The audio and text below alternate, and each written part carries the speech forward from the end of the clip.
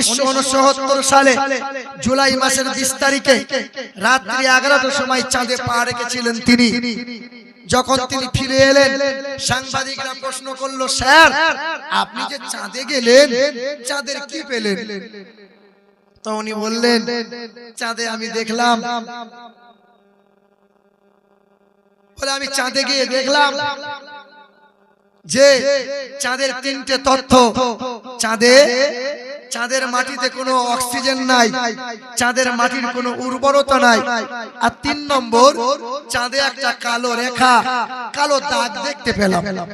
সাংবাদিকরা প্রশ্ন করেছিল, স্যার আপনি যে চাঁদে কালো দাগ দেখতে পেলেন, এর কারণটা কি? বলে আমাকে রিসার্চ করতে দাও। বাইবেল পড়েছিল, কোরআন পড়েছিল, কোরআনের আয়াত দেখলো, ইকতারাবাতিস সাআতু ওয়ান শাক্কাল কামার। পৃথিবীর জমিন থেকে এক বিশ্বের মহান নেতা আঙ্গুলে করে ইশারা করেছিল, এক আঙ্গুলের ইশারায় আকাশের চাঁদ 2 টুকরো হয়ে যায়, আবার তারই আঙ্গুলের ইশারায় চাঁদ জোড়া লেগে যায়। আজও চাঁদে দাগ আছে, কিন্তু রাসূলুল্লাহর চরিত্রে বিন্দু মাত্র কোনো দাগ নাই। দাসের ঘরের ছেলে কালেমা পড়লো, এ মুসলমান, নবী চিনল যারা। মানবেন্দ্রনাথ বলেছিল, learning of the Muslim Europe become the leader of modern civilization. পৃথিবীর মাটিতে একমাত্র মুহাম্মদের শিক্ষার কারণে, মুসলিমদের শিক্ষার কারণে ইউরোপীয়রা সভ্যতার নেতা হতে পেরেছে। আচার্য প্রফুল্ল চন্দ্র রায় বলল, পৃথিবীর জমিনে তাম মানুষগুলোকে আটলান্টিক মহাসাগর থেকে প্রশান্ত মহাসাগরের উপকূল পর্যন্ত সমস্ত মানুষকে এক ভালোবাসার সুতায় বাঁধলেন যিনি, নবী মুহাম্মদুর রাসূলুল্লাহ হলেন তিনি। এই তো আমার বাড়ি থেকে 6 কিলোমিটার দূরে, আমার বাড়ি থেকে 6 কিলোমিটার দূরে বোলপুর শান্তিনিকেতন। আজও সেই বট গাছ, যে বট গাছের তলায় লেখাপড়া করলেন, বড় হলেন, ওই বট গাছের তলায় সভা দিলেন বিশ্বকবি রবীন্দ্রনাথ ঠাকুর। 1934 সালে নবী দিবস পালন করলেন তিনি। হাজার হাজার হিন্দু, আদিবাসী, মুসলমান সবাই নিমন্ত্রণ পেয়ে গিয়েছিল। কবিগুরু 1.5 ঘন্টা লেকচার দিয়েছিল। বিশ্বকবি বলেছিল, পৃথিবীর জমিনে মানব জাতির কল্যাণকর্তা, মুক্তির দূত হয়ে এসেছেন তিনি, নবী মুহাম্মদুর রাসূলুল্লাহ। আমরা ওই নবীকে চিনতে পারি, আমরা ওই নবীকে বুঝতে পারলাম না, ওই নবীর আদর্শ গলায় ঝুলাতে পারলাম না। এ মুসলমান বাবাজিরা, ভাইরা আমার, ও নওজোয়ান তরুণেরা, আমেরিকা দেশের বিখ্যাত লেখক ডক্টর মাইকেল এইচ হার্ট, উনি একটা বই লিখলেন। বইটার নাম দিলেন দ্য 100, মানে 100। পৃথিবীর জমিনে বড় সুনাম অর্জন করলো 100, দ্য 100 বইয়ের বড় সুনাম। লেখককে ডক্টর মাইকেল এইচ হার্ট। জিজ্ঞাসা করলো, ও ডক্টর মাইকেল এইচ হার্ট, তুমি যে বই লিখলে, তবে বইয়ের শুরুতে দেখলাম নবী মুহাম্মদের জীবনী দিয়ে শুরু হলো, কারণটা কি? তুমি তো মুসলমান নও। বলে আমি খ্রিস্টান, আমি যীশু খ্রিস্টের জীবনী বললাম, আমি আব্রাহাম লিঙ্কনের জীবনী বললাম, আমি গুরু নানকের জীবনী বললাম, আমি বালক ব্রহ্মচারীর জীবনী বললাম, আমি মহাবীরের জীবনী বললাম, গৌতম বুদ্ধর জীবনী বললাম। সবার জীবনী পড়ে পড়ে দেখলাম চরিত্রে কিছু না কিছু গোলমাল আছে, কিছু না কিছু ফল পাওয়া গেছে। কিন্তু যিনি চরিত্রে বড় পবিত্র, চুল পরিমাণ তার দাগ নাই, নবী মুহাম্মদ সাল্লাল্লাহু আলাইহি সাল্লাম, তিনার মতো উত্তম এত ভালো মানুষ পৃথিবী তার 2টা নাই। তাই ভালো মানুষের জীবনী দিয়ে প্রথম শুরু করলাম, যাতে বইয়ের বড় সুনাম অর্জন পায়। এ মুসলমান ভাইরা আমার, আল্লাহ রাসূল সাল্লাল্লাহু তাআলা আলাইহি ওয়াসাল্লাম সারা জীবন আমার জন্য আপনার জন্য কেঁদে গেছে যাতে নবীকে তুমি চিনতে পারো আর নবী তোমাকে কি দিয়ে গেল সেটা গ্রহণ করে নিতে পারো। কোরআন পাক বলেন যে পৃথিবীর মানুষেরা কল্যাণ পাবে, পৃথিবীর মানুষেরা ইজ্জত পাবে। আমি আল্লাহ পাকের দুই সম্পদের ঘোষণা দিলাম, এক মুহাম্মদুর রাসূলুল্লাহ, দ্বিতীয় কালামুল্লাহ। কটা সম্পদ? দুই সম্পদ, এক মুহাম্মদুর রাসূলুল্লাহ আর দ্বিতীয় হলো কালামুল্লাহ। আচ্ছা বলেন, এই মোবাইলে ম্যাপ আছে, ম্যাপ আছে না নাই? ইউটিউবাররা আর যত যাও যে কেউ বলো, যুবক ভাইরা এখানে সেখানে করছো যারা, এই গুগল ম্যাপ যদি আপনি লেখেন আমি এখান থেকে ফারাক্কা যাব, তো গুগল ম্যাপ আপনাকে হেঁটে হেঁটে বাইকে চার চাকায় পৌঁছে দেবে। দেবে কি দেবে না? আপনি কলকাতায় যাবেন চিকিৎসার জন্য, পিজি যাবেন, এই গুগল ম্যাপে আপনি লিখবেন, এই গুগল ম্যাপ আপনাকে পৌঁছে দেবে। মক্কা যাবেন, মদিনা যাবেন, গুগল ম্যাপ আপনাকে রাস্তা চিনাবে, ঠিক না বল? তাহলে মোবাইলে গোটা বিশ্বের কোনায় কোনায় আপনাকে রাস্তা দেখিয়ে দেবে। পৃথিবীর জমিনে এই যে আপনি দেখছেন এর নাম হলো আল কোরআন।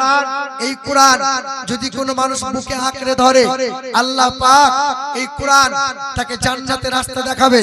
কোরআন পৃথিবীর জমিনে খাজানা দেবে। আল্লাহ তাকে মুমিন হওয়ার সুযোগ করে দেবে, জাহান্নাম থেকে মুক্তি দেবে। এই কোরআন আঁকড়ে ধরবে যারা, জান্নাত পর্যন্ত কোরআন তাদেরকে নিয়ে যাবে। বলো সুবহানাল্লাহ। ম্যাপ যদি এখানে ওখানে রাস্তা চিনাতে পারে তো কোরআন পারবে না? হে মুসলমান, আচ্ছা বলেন বাপ, এই কোরআন যে মাসে নাজিল হলো সেই মাসের দাম কম না বেশি হলো? বেশি হলো না কম?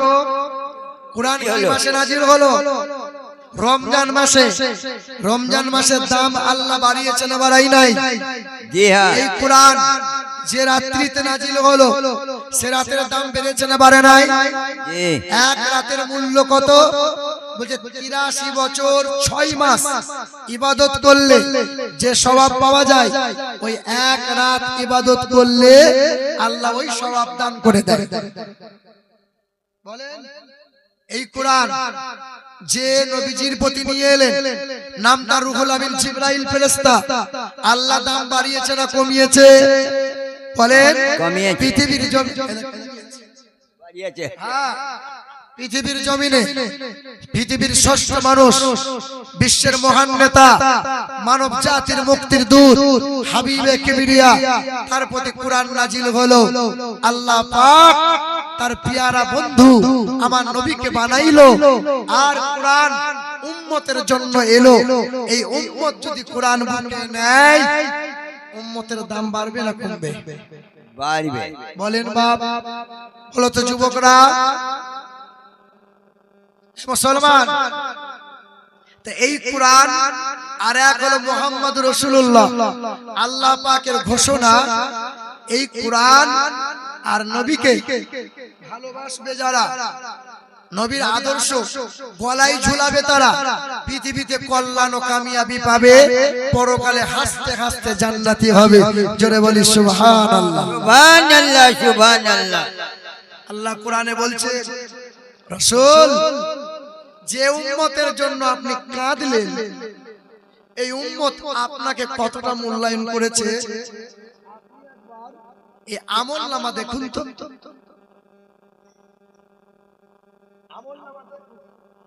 তখন আমার আপনার নবীর সামনে আপনার আমার আমলনামাটা দেওয়া হবে। নবীজি হাসরের ময়দানে আমার আপনার আমলনামা দেখে নবী আফসোস করে বলবেন, হে উম্মত, আজ হাসরের ময়দানে আমার উঁচু মাথা তোমরা আজকে নিচু করে দিলে। কি নিয়ে এলে বলো? বছর পেলে, মাস রাত দিন সকাল সন্ধ্যা পেলে সুদ নিয়ে এলে, ঘুষ, হারাম, নাফরমানি, জুয়া, লটারি, তাস, এটা আমার জন্য নিয়ে এলে। বলো উম্মত। নবী বলবেন, এই উম্মত, আমার 63 বছরের যন্ত্রণা তোমাকে কি কোনোদিন এতটুকু তোমার হৃদয়ে দাগ কাটে নাই? কোনোদিন কি তোমার অন্তরে এতটুকু মায়া লাগে নাই? 63 বছরের জিন্দেগি, দাঁত ভাঙা কষ্টের কথা, এই 2 বার মাথা ফাটিয়ে দেওয়া যন্ত্রণার কষ্টের কথা আমার দেহে মেরে গোটা চেহারা চালনির মতো করে দিয়েছিল তায়েফের বেঈমানরা। কোনোদিন শোনো নাই? মক্কার জমিনে 3 বছর আমাকে বয়কট করে দিয়েছিল। কোনোদিন কি তুমি শোনো নাই উম্মত? এই উম্মত কোনোদিন কি শোনো নাই? 3 বছর আমি গাছের পাতাকে রাত দিন কাটিয়েছিলাম। 14 দিন এই পেটে পাথর বেঁধে রেখে দিয়েছিলাম। উম্মত তুমি কি কোনোদিন শোনো নাই? মক্কা থেকে মদিনায় যাওয়ার পথে 434 কিলোমিটার রাস্তা 14 দিন পায়ে হেঁটে হেঁটে গিয়েছিলাম। আমার পা ফুলে মোটা হয়েছিল। কিন্তু উম্মত আমি 63 সাল জিন্দেগিতে কোনোদিন তো তোমাকে আমি ভুলে যাইনি। উম্মত তুমি কি করে ভুলে গেলে বলো? নবীজির বিবি আম্মা জান আয়েশা বলেন যে আমি আমার নবীকে দেখেছি। আমার নবীর 9 বিবির ঘরে 3 মাস জ্বলে না, চুলাতে আগুন জ্বলে না। আমি নবীকে দেখতাম, নবী খেজুরের চাটায় শুয়ে আছেন, আর আল্লাহর নবীর চক্ষু মুবারক দিয়ে গড়িয়ে গড়িয়ে পানিগুলো গড়িয়ে দাড়ি মুবারক গুলো ভিজছে। আমি ছুটে গিয়ে আয়েশা নবীর চোখের পানিটা মুছিয়ে দিয়ে নবীর কপালে হাত বুলিয়ে বললাম, ওগো আল্লাহর রাসূল, 3 মাস কোন বিবির ঘরে একটু আগুন জ্বলে না, রান্না হয় না, এই চিন্তায় কি মন খারাপ করে কাঁদছেন? আল্লাহর নবী উঠে বসে আমি আয়েশার গায়ে হাত বুলিয়ে বলতেন, আয়েশা চোখের পানি বউ বাচ্চার জন্য পড়ে না রে আয়েশা, এই চোখের পানি আমার এই উম্মত উম্মতির জন্য পড়ে। আমার উম্মত উম্মতির কি হবে? আমার উম্মত উম্মতির কি হবে? সুবহানাল্লাহ। আমার উম্মত উম্মতির কি হবে? হাসরের ময়দানে আল্লাহর নবী এই উম্মতকে বাঁচানোর জন্য নিজের পিঠ এই কাপড় সরাইয়ে পিঠটা দেখাবেন আল্লাহকে। আল্লাহ দেখে বলবেন, হাবিব, যে শরীরে কোনোদিন মশা বসতে দিই নাই, যে চেহারায় কোনোদিন মাছি বসতে দিই নাই, আপনি এই চেহারাটা চালনির মতো খাল খাল গর্ত গর্ত কেমনে করে নিয়ে এলেন? আল্লাহ রাসূল কাঁদবেন আর বলবেন, আল্লাহ, তায়েফের বেঈমানরা এমন করে পাথর মেরেছিল মালিক, যে পোশাক ছিঁড়ে চামড়া ফেটে মাংসের মধ্যে পাথরগুলো গেঁথে গেঁথে গিয়েছিল। সেই পাথরের মারের ঘায়ের দাগ এখনো আছে গো মালিক। আল্লাহ বলবেন, তাহলে কি আজকে প্রতিশোধ নিতে চাইছেন? নবী তখন বলবেন, আল্লাহ, কত মানুষ অকথ্য ভাষায় গালমন্দ করেছিল, কত মানুষ আমাকে ছোট বড় কত ভাষা খারাপ করেছিল, কোনদিন কারো বিরুদ্ধে মামলা করি নাই, কোনদিন কারো বিরুদ্ধে বদদুয়া করি নাই। আল্লাহ, আজ মামলা প্রতিশোধ নেওয়ার চিন্তা নাই, আমার একটাই আবদার, আল্লাহ, আমার এই গুনাহগার নাদান উম্মত গুলোকে জাহান্নামে দিও না। আমার উম্মত গুলো বড় দুর্বল, আমার উম্মত জাহান্নামের আগুন সহ্য করতে পারবে না। সুবহানাল্লাহ। বলো মুসলমান, তুমি সেই নবীর জন্য কি করলে বলো? জীবনে আপনার ওয়াজ অনেক শোনা হয়েছে, অনেক গজল শুনেছেন আপনি। আমার পরের বক্তা আসবে মহিবুল ইসলাম, কণ্ঠ ভালো, গজল পড়ে খুব সুন্দর, অনেক ভালো, শুনবেন। কিন্তু বলো তো বাপ, নবীর জন্য কি করলে বাপ? কি মরা লাগবে না? যুবক, তোমাকেও মরা লাগবে। মুরব্বী বাপ, তোমাকেও মরা লাগবে। ছেলেদের মরা লাগবে, মাস্টার কেউ মরা লাগবে, হাফেজ সাহেব কেউ মরা লাগবে। সুখে আছে যে সেও মরবে, ছিঁড়া কাটায় শুয়ে আছে যে তারও মরণ হবে। যখন মরবে সব থাকবে, শুধু তুমি থাকবে না। তুমি থাকবে না। আপন বিবি সেও খাবে, আপন ছেলে দুদিন পরে হাসবে, আপন ছেলে মেয়েরা জমি জায়গা সব ভাগ করে নেবে। তোমার কবর আপন ছেলেরাই ভুলে যাবে বাপের কবর কোন কোন। আজকে মরলে কালকে 2 দিন, পরের দিন কেউ কাঁদবে না। আজকে মরলে কালকে 2 দিন, পরের দিন কেউ কাঁদবে না। যাদের জন্য করলা কামাই, মরলে তারা চিনবে না। আধার ঘরে থাকবা পরে চাইরা তুমি সব, কেউ রবে না সঙ্গে তোমার, থাকবে সেদিন রব। মিছে মায়ার এই দুনিয়া, মিছে মায়ার এই দুনিয়া, ক্ষণিকের এই ঠিকানা। ধনী গরিব নাই ভেদাভেদ, মাটির হবে বিছানা। আজকে মরলে কালকে 2 দিন, পরের দিন কেউ কাঁদবে না। যাদের জন্য করলা কামাই, মরলে তারা চিনবে না। যুবকরা বলে আমরা এখন মরবো না। কিছুদিন আগে এক মা তার 22 বছরের ছেলেকে আমার সাথে দিয়েছিল। বলেছিল, হুজুর আমার ছেলেটা বড্ড বিড়ি খায়, বড্ড বিমল খায়, আপনি সঙ্গে নিয়ে যান তো, যেন ছেলেটা ভালো হয়। তো যাই হোক, মা বাপ বড় আশা করে দিয়েছে। মোটামুটি 10-12 দিন খুব কষ্ট করে ছিল। দিব যে হুজুরের সঙ্গে আর যাব না। কেন? বলে পেট ফেপে যাচ্ছে, বিড়ি খেতে পাচ্ছি না, বিমল খেতে পাচ্ছি না, ছেলে আর আসে না। আল্লাহর কি রকম দেখো, 22 বছরের নওজোয়ান, রোগ নাই, রাতের বেলায় খাবার খেয়েছে, বন্ধুদের সাথে গল্প করে, রাত 11:30টার সময় ঘর ঢুকেছে, কানে তার গুঁজেছে, মানে ওই ইয়েগো কি বলে, হেডফোন, হেডফোন গুঁজেছে কানে, হিন্দি গান চালিয়েছে, ইউটিউবে হিন্দি গান চলছে। সকাল 8টার সময় মা উঠিয়েছে, ছেলে ওঠে নাই। বেলা 11টার সময় পাড়ার লোক দরজা ভেঙে ছেলেকে উঠাতে যাচ্ছে, হিন্দি গান তখনও চলছে, কিন্তু ওই 22 বছরের ছেলে আর নাই। কি বলো যুবক, বলো বলো। তুমি ভাবছো মোবাইলে গুনাহ করব, মোবাইলে ব্যভিচার করব, মরবে না বলো? না পাক অবস্থায় কখন কোন সময় যে মরণ হয়ে যাবে। যুবক, তোমাদের পায়ে হাত রেখে বলছি, শেষ একটা ঘটনা বলি। এক কলকাতা ঠাকুরপুকুরের পুলিশ অফিসার, এই পুলিশ অফিসার তোমাদের মতো একদম নওজোয়ান যুবক। এই যুবক মানুষ ও একদিন আমাকে প্রশ্ন করেছিল। প্রশ্ন হতে হতে, কথা হতে হতে আমাকে বলল যে আমাদের ধর্মের, আপনাদের ধর্মের একটা গুণ আপনাদের ধর্মে খুব ভালো লাগে। বলে কি? বলে আপনাদের ধর্মে যখন কবর দেয়া হয়, ওই ওই জিনিসটা আমার খুব ভালো লাগে। আর আমার ধর্মে যে পুরানো হয়, এই পুরানোর সিস্টেমটা আমার একদম পছন্দ না।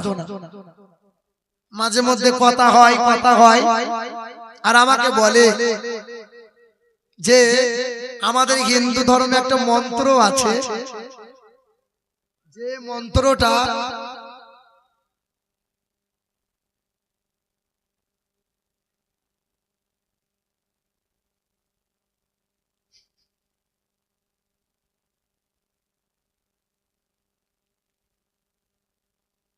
এই 20 টাকা দিয়ে তোর এত বড় প্রশ্ন, এর প্রশ্ন আবার সাংঘাতিক প্রশ্ন। আমি একটি মেয়ের সঙ্গে 3 বছর ধরে সম্পর্কে জড়িত, কিন্তু আমাদের পরিবার কোনো মতেই কোনো মতেই আমাদের সম্পর্ক মেনে নিতে চাইছে না, সেক্ষেত্রে পালিয়ে গিয়ে বিয়ে করা যাবে কি? বাবা বাবা, সাংঘাতিক ব্যাপার। দেখো ভাই, আর যুবক ভাইরা আমার, এই কথাটা বলে শেষ করি, তারপর তোমারটা দেখছি। আমার শিক্ষিত মুসলমান ভাইরা আমার, তো অমুসলিম পুলিশ অফিসার আমাকে বলছে যে আমাদের হিন্দু ধর্মে মানুষ মরে যাওয়ার পর যখন পুরানো হয়, ওই পুরানোর আগে বামুন ডাকা হয়, দিয়ে তার মাথার কাছে বসিয়ে একটু গুনগুন করে মন্ত্র শোনানো হয়। যে মন্ত্রটা কানে শোনানো হয়, ওই মন্ত্রটা হলো অনকহি মন্ত্র। কি মন্ত্র? অনকহি। তা বলে এই অনকহি মন্ত্রটা হলো উত্তরনারায়ণ বেদে লেখা আছে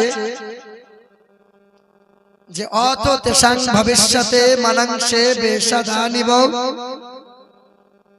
দি লেখা আছে লা ইলহা হরতি পাপম ইল্লু ইলহা পরম পদম জন্ম বৈকুণ্ঠ পরবাপ ইনতি তো জপি নামে মুহাম্মাদান। এই মন্ত্রটা যদি